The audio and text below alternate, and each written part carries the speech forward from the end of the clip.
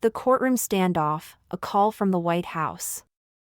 Chapter 1, The Disruption. The air inside the courtroom was thick with tension. The case had already dragged on for weeks, and today was supposed to be the final day. Judge Franklin, a stern man in his 60s, adjusted his glasses and looked down at the woman standing defiantly in the center of the room. She was Dr. Maya Caldwell, a well-known activist, investigative journalist, and professor. She had been fighting systemic corruption in the justice system for years, and today, she had come to testify in a case that could shake the foundations of power in the city. But the prosecution wasn't having it. "Your Honor, she is disrupting the proceedings." "She wasn't called to the stand," barked District Attorney Joel Simmons, a man with deep political ties. Maya didn't flinch. "I have undeniable proof of perjury in this case," she said, her voice clear and unwavering. Judge Franklin sighed and turned to the bailiff. "Remove her from my courtroom."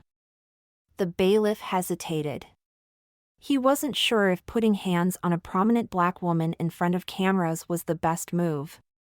But before he could act, a police officer stepped forward.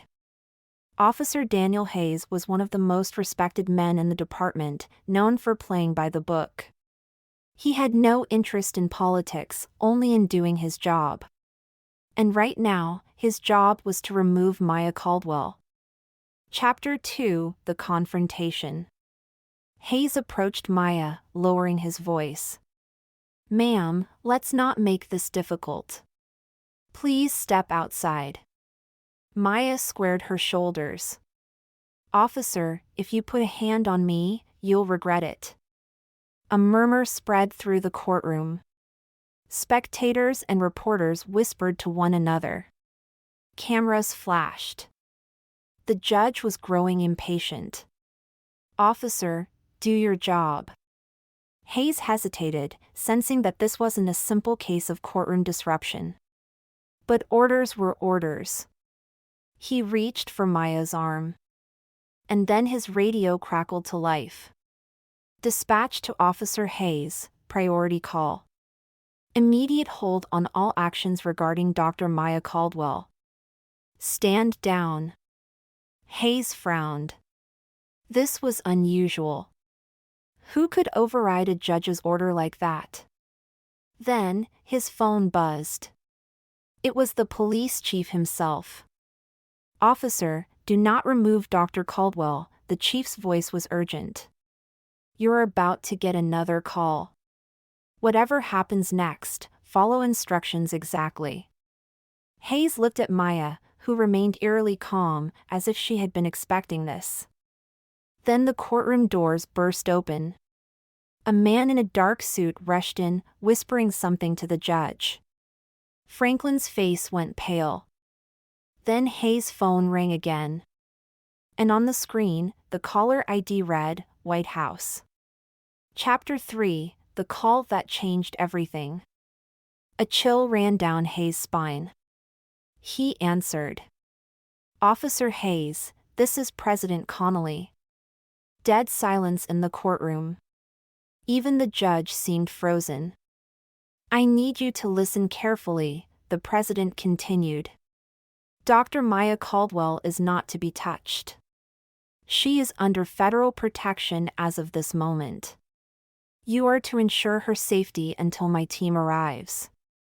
Hayes looked up at Maya, who gave him a knowing look. He nodded subtly, understanding now that there was far more to this situation than he had realized. Judge Franklin's voice trembled. "Officer Hayes, I gave you an order." Hayes cut him off. "With all due respect, Your Honor, I have a direct order from the President of the United States." Gasps rippled through the courtroom. The cameras were rolling, capturing every second. Moments later, Secret Service agents flooded into the room. One of them approached Maya and whispered, "Ma'am, we need to get you out of here. Now." Maya turned to Hayes. "Are you coming, officer?" He hesitated. Then he nodded. "Yeah." I think I need to see this through. Chapter 4, The Truth Uncovered. In a matter of minutes, Maya, Hayes, and the Secret Service were racing through the city in a convoy of black SUVs. Hayes couldn't keep quiet anymore. "All right," he said. "What the hell is going on?" Maya sighed. "That case back there? It's bigger than anyone in that courtroom realizes. It involves corruption that stretches all the way up to some of the most powerful people in the country." Hayes frowned. "And the White House is protecting you because someone inside wants justice," she said simply. Over the next hour, Maya explained everything. She had uncovered evidence that not only exposed fraudulent cases in the justice system but also implicated powerful figures, including Judge Franklin himself. But more than that, her evidence threatened to take down people in Washington. She had been preparing to go public, but someone in power had gotten wind of it and tried to silence her through the courts. And then, at the last minute, someone even more powerful had stepped in to stop it. Chapter 5, The Final Move. The convoy pulled up to a secure federal building. Inside, Maya was greeted by a team of top federal investigators. Hayes watched as files were handed over, as evidence was reviewed, as the weight of years of corruption started to crack under the pressure of truth. Then the president himself appeared on a video screen. "Dr. Caldwell," he said. "Thank you for what you've done. This information will change everything." Maya nodded, but her expression was serious. "The fight isn't over." The president gave a small, knowing smile. "No, it's not. But now, we fight it together." Hayes stood there, still trying to process how his simple task of removing a woman from a courtroom had turned into one of the biggest cases in American history. As he turned to leave, Maya stopped him. "You did the right thing, officer," she said. He nodded. "Let's just hope it's enough." And as the weight of the moment settled over them, they both knew this was only the beginning. Chapter 6, The Storm Breaks. The next morning, Officer Daniel Hayes sat in his car, gripping the steering wheel, his mind racing. Less than 24 hours ago, he had been just another cop following orders. Now, he was sitting on the edge of the biggest political and legal firestorm in decades. His phone buzzed. It was a text from an unknown number. "Turn on the news. Now." He grabbed his radio, switched to the local AM station, and what he heard made his stomach drop. Breaking news: several high-ranking officials, including Judge Franklin and District Attorney Simmons, have been placed under federal investigation following last night's shocking revelations. Dr. Maya Caldwell, the journalist at the center of the case, is now under federal protection.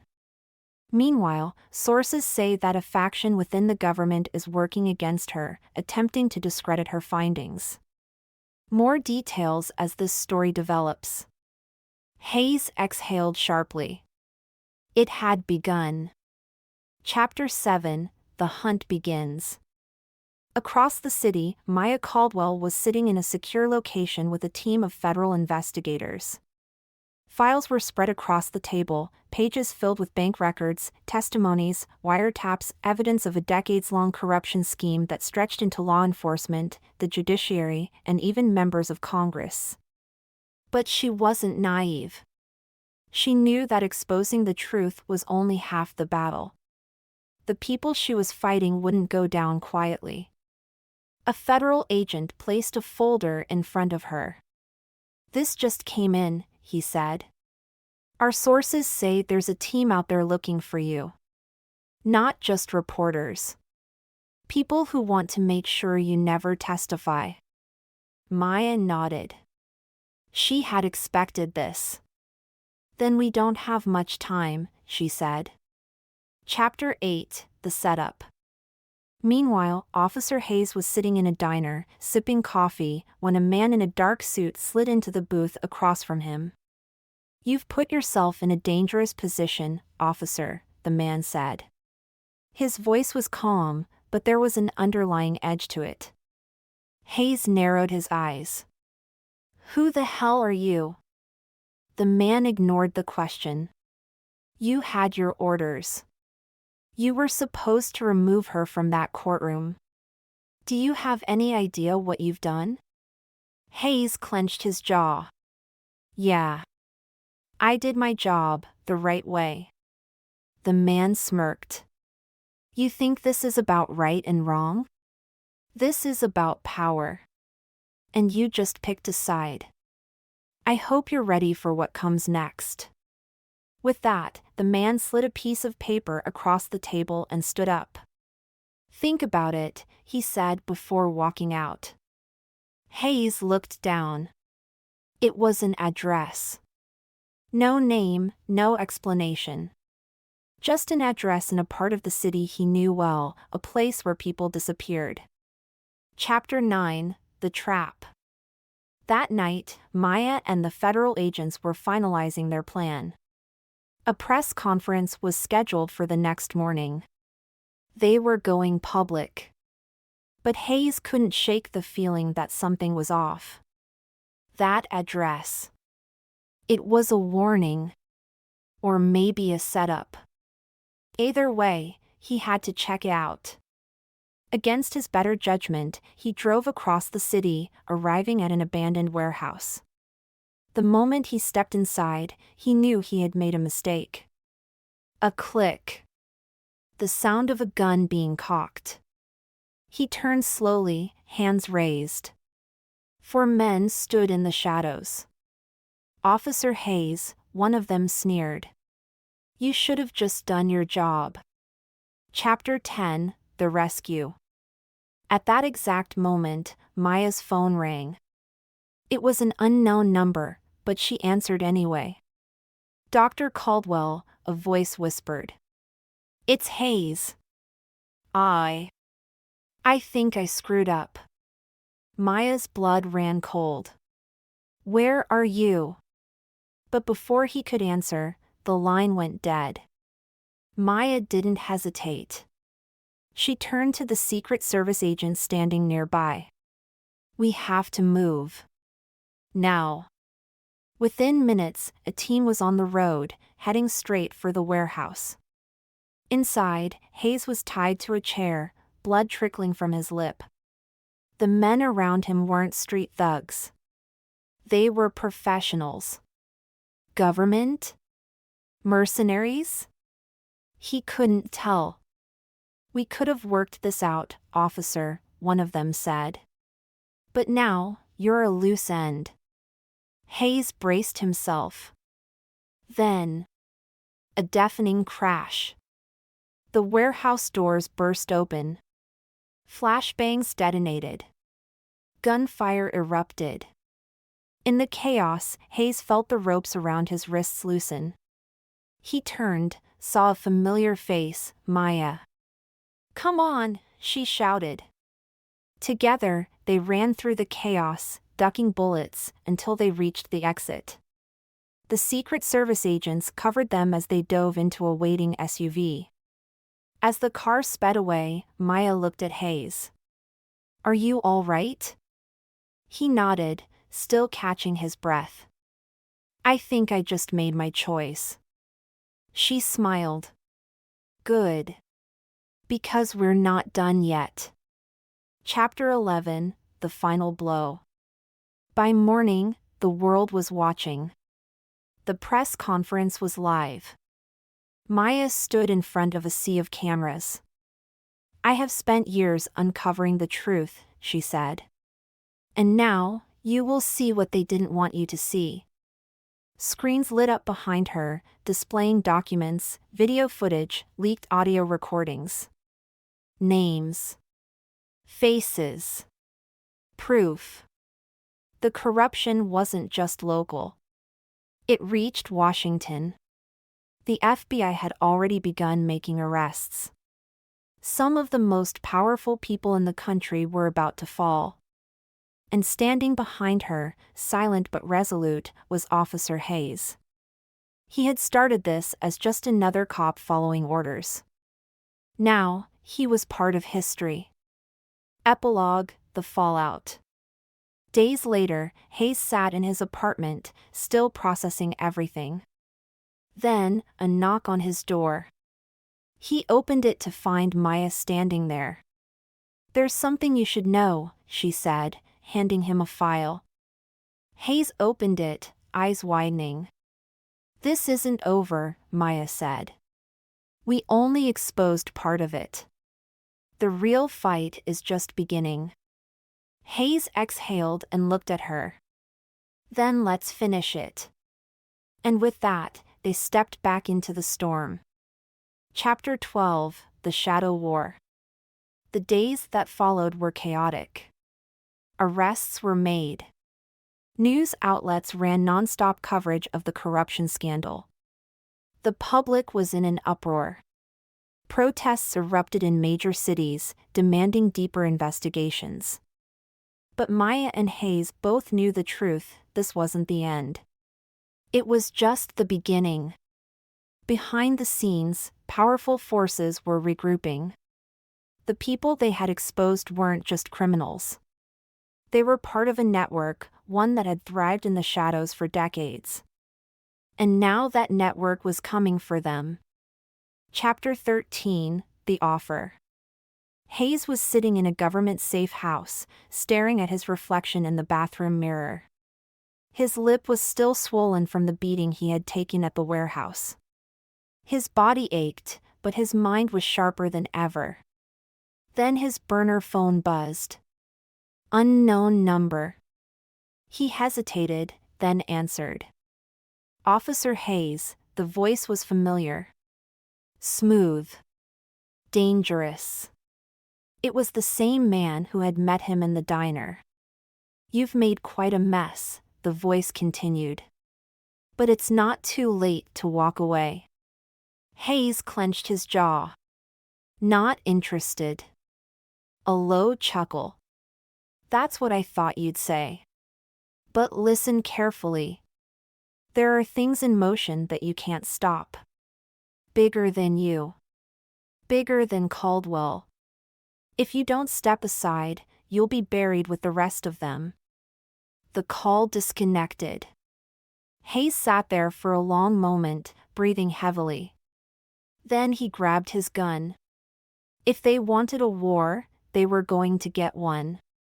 Chapter 14: The Warning.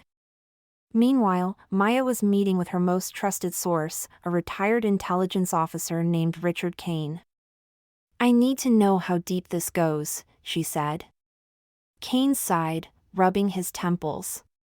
"You don't want that answer." "I wouldn't be here if I didn't," she shot back. Kane studied her for a moment, then pulled out a flash drive. "This is what I could find. But be careful, Maya. These people don't play by the rules." Maya plugged the drive into her laptop. What she saw made her blood run cold. Secret offshore accounts. Military contracts. Bribery. Assassinations. And then, one name stood out, a name that had not yet been exposed in the scandal. Senator William Hawthorne. A powerful man. A man with deep connections in the intelligence world. And a man who would do anything to protect himself. Chapter 15: The Assassins. That night, Hayes had just parked outside his apartment when he noticed something off. A black SUV was parked across the street. Tinted windows. No plates. His instincts kicked in. He stepped out of his car, hand on his gun, scanning the area. Then, the SUV's door flew open. A man in tactical gear stepped out, raising a silencer-fitted pistol. Hayes dove behind his car as bullets ripped through the windshield. He rolled, fired back, hitting the man in the chest. But there were more. Shadows moving in from all sides. Hayes cursed under his breath. He was outnumbered. Then, screeching tires. A black sedan roared onto the street, and the passenger door flew open. "Get in!" Maya's voice. Hayes didn't hesitate. He sprinted to the car and jumped in just as more bullets tore through the air. She hit the gas, tires screaming against the pavement. As they sped away, Maya glanced at him. "Looks like we pissed off the wrong people." Hayes wiped the blood from his forehead.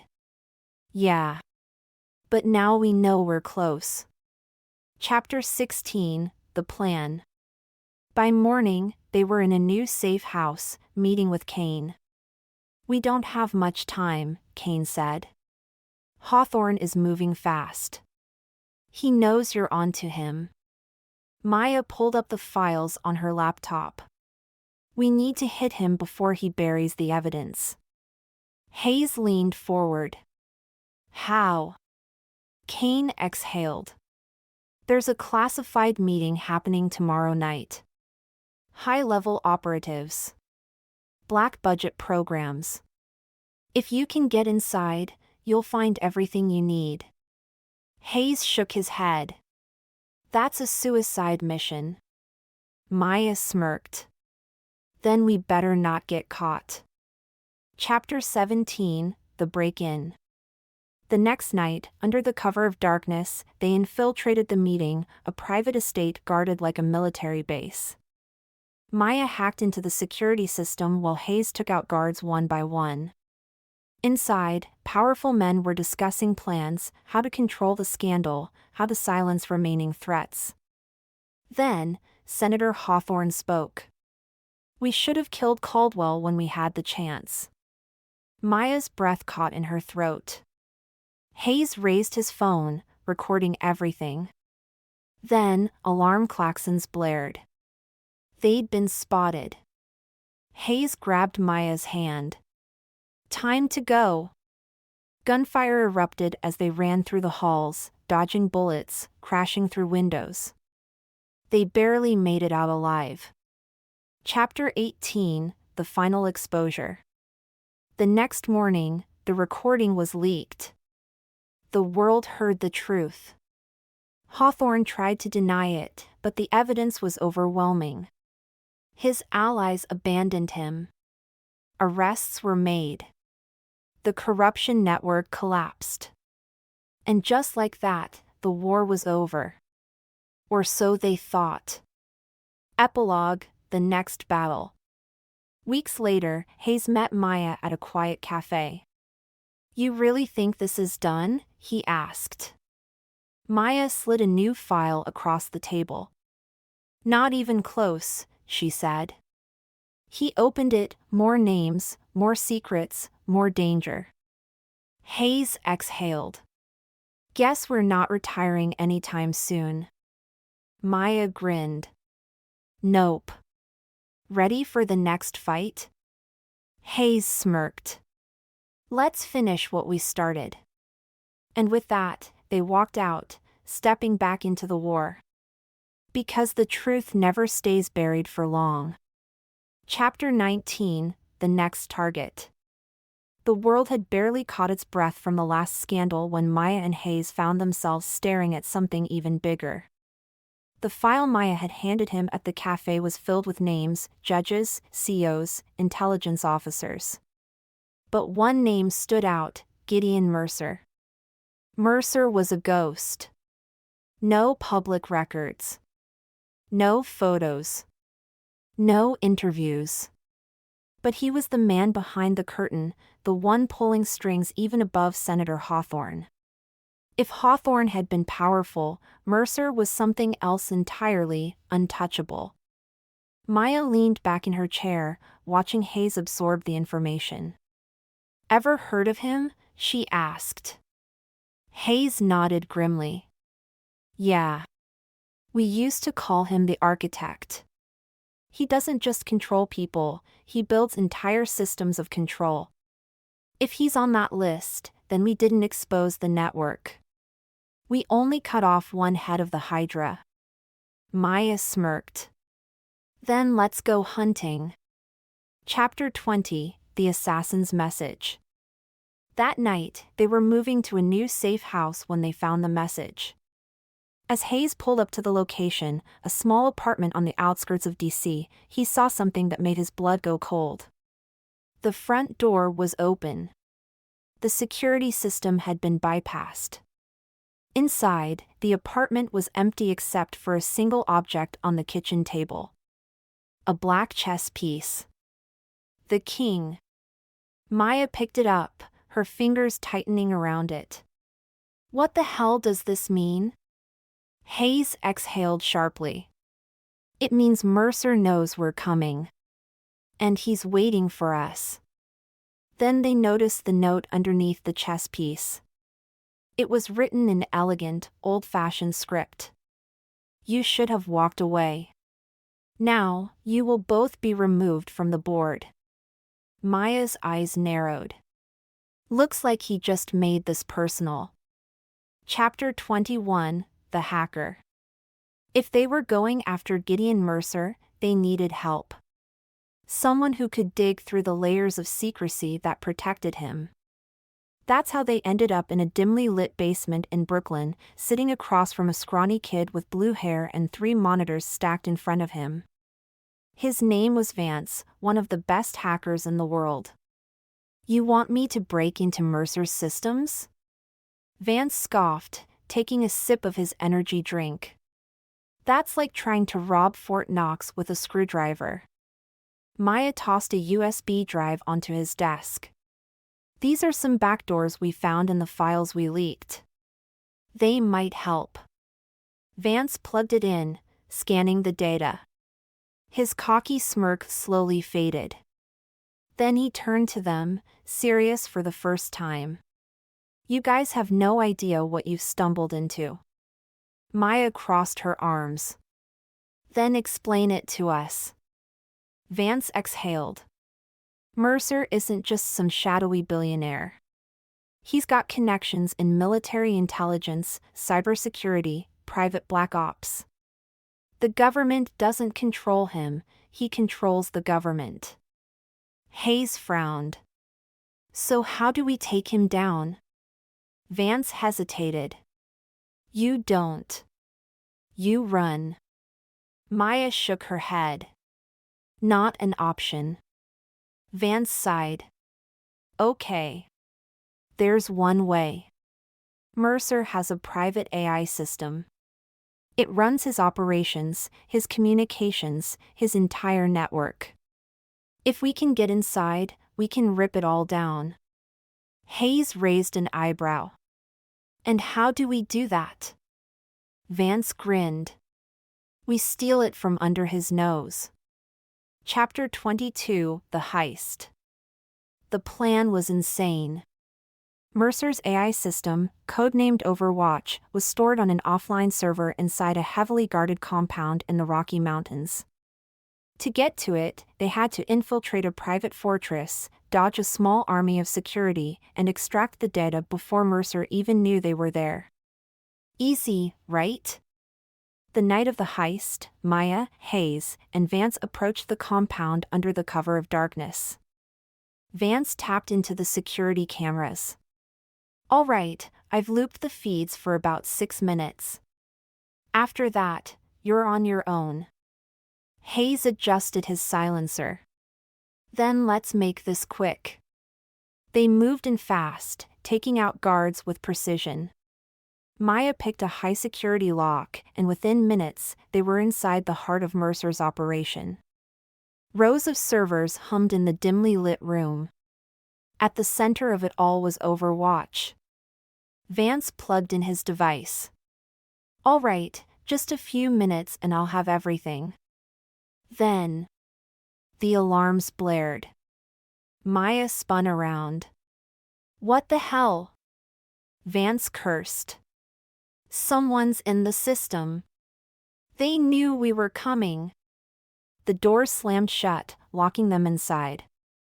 Then a voice crackled over the speakers. Calm. Cold. Amused. Gideon Mercer. Impressive attempt, Mercer said. But you're playing the wrong game. I don't fight in the shadows, Maya. I own the shadows. Gunfire erupted outside. Guards were coming. Hayes grabbed his gun. We need to move. Now. Vance ripped out the drive. I got something, but it's not everything. Maya clenched her fists. It'll have to do. Let's go. They blasted their way out, racing through the compound as bullets flew past them. By the time they reached their escape vehicle, they had barely made it out alive. As they sped away, Maya clutched the drive in her hands. Tell me we got something useful. Vance scanned the data. His eyes widened. Oh yeah. We just found Mercer's kill list. Chapter 23, The Kill List. Back at the safe house, they decrypted the files. It wasn't just names of corrupt politicians. It was a list of people Mercer had eliminated. Journalists. Whistleblowers. Judges. Even high-ranking government officials. And at the bottom of the list, Maya Caldwell. Daniel Hayes. A fresh timestamp. They weren't just targets. They were next. Hayes looked at Maya. We need to end this. Fast. Maya exhaled. Then we take the fight to him. Chapter 24, The Final Move. They leaked the kill list. The media went wild. Politicians panicked. Even Mercer's allies began abandoning him. But Mercer wasn't finished. The next morning, Maya and Hayes woke up to news that the president himself had issued an emergency order, and it was clear Mercer was pulling the strings. Maya turned to Hayes. He's trying to erase everything, cover his tracks before it's too late. Hayes loaded his gun. Then we make sure he doesn't get the chance. Chapter 25, The Endgame. Their final confrontation with Mercer wasn't in a courtroom. It wasn't on the news. It was in a private airfield where Mercer was preparing to disappear. They fought through his elite guards, bullets flying in the darkness. Then, finally, they found him. Mercer stood at the foot of his jet, perfectly calm. You've won a battle, he said. But you'll never win the war. Maya raised her phone, broadcasting live. Say that again, Mercer. The whole world is listening. For the first time, Mercer looked rattled. Then Hayes stepped forward, gun raised. Game over. Mercer was arrested that night. Epilogue, A New Beginning. Weeks later, Maya and Hayes sat on a rooftop, watching the sun rise. We did it, Maya said. Hayes smirked. Yeah. But something tells me this won't be our last fight. Maya grinned. Good. I'd hate to get bored. And as the city woke up beneath them, they both knew this was just the beginning.